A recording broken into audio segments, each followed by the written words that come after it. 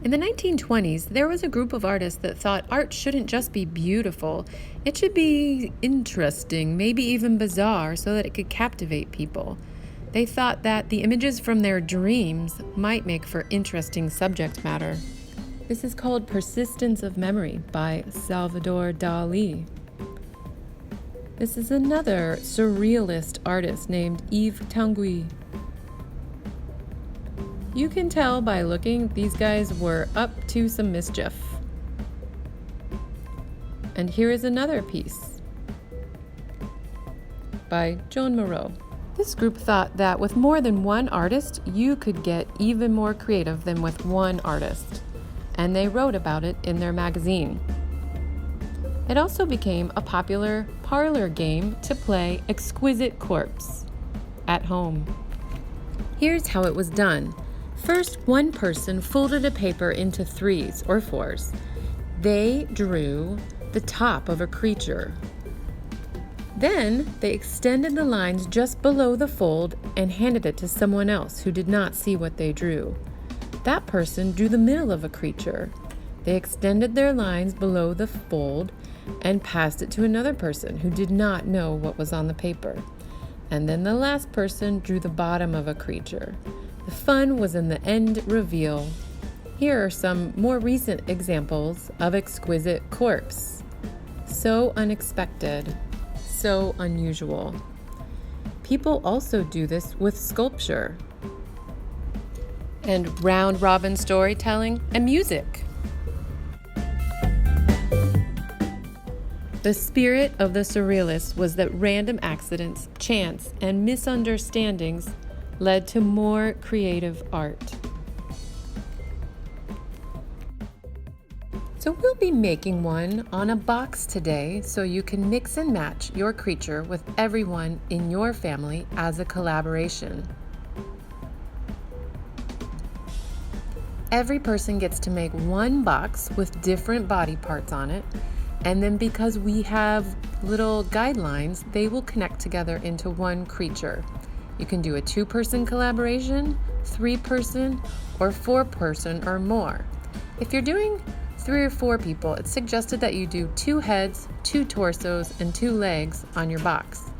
If you're doing a 2-person collaboration, it's suggested that you do 3 top halves and 3 bottom halves. So on your box, there are some little tick marks. This shows you where your body part will begin and end. Generally, the outside of your box is going to be plain brown background. So I'm going to start with some feet. And I'm using those tick marks as guidelines where the sides of my feet will begin and end. I'm going to do another bottom foot portion, except this time it's more solid. And then in the square above, that's a good area to do a torso, which is the middle. And this is just very fast, but there's going to be another torso on one more face of the cube. And now for my last 2, I'm going to do some kind of head that begins and ends right on the tick marks. So 2 bottoms, 2 middles, and 2 tops. You may pencil draw your images, and then you may go back in with a Sharpie, thin or thick, to make the outlines nice and dark. People will be able to see it on your brown background from kind of far away.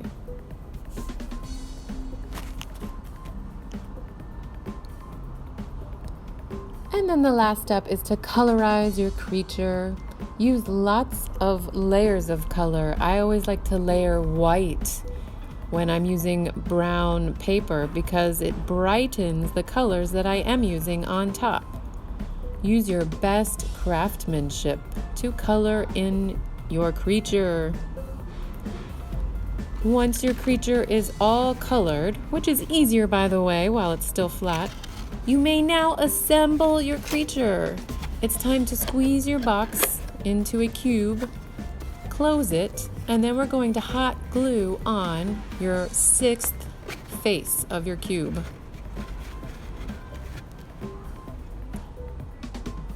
You can use a hot glue gun to glue around the sides.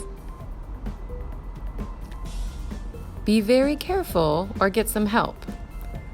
Then you can press it neatly onto your box.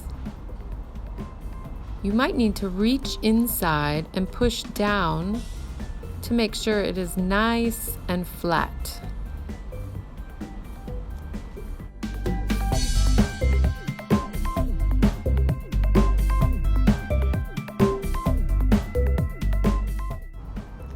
And then last but not least, you can close your box. Go ahead and hot glue in the cracks if you'd like to keep your box nice and seamless.